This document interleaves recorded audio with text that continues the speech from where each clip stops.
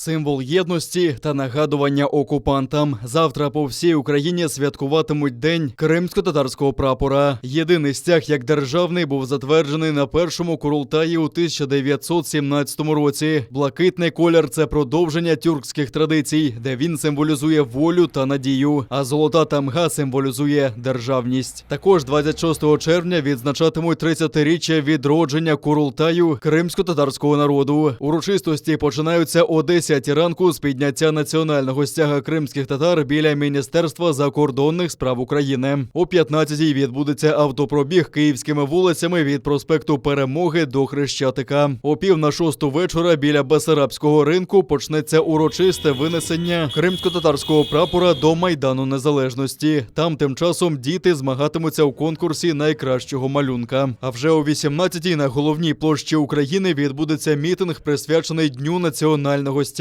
Голова Меджлісу Рефат Чубаров запрошує долучитися до заходів в Одесі, Генічеську, Херсоні, Запоріжжі, Дніпрі, Львові, Луцьку, столиці та інших містах. Урочистості транслюватимуться наживо в ефірі нашого каналу.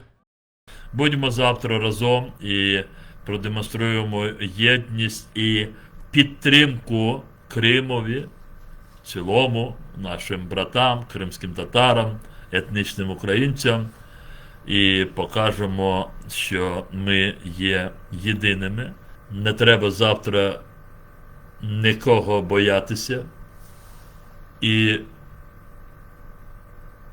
якомога високо підняти завтра потрібно буде в Криму по всіх містах, населених пунктах кримсько-татарський національний прапор по всіх містах. Хай знають ті, хто, як злочинці, увірвалися в наш дім, що то наша земля.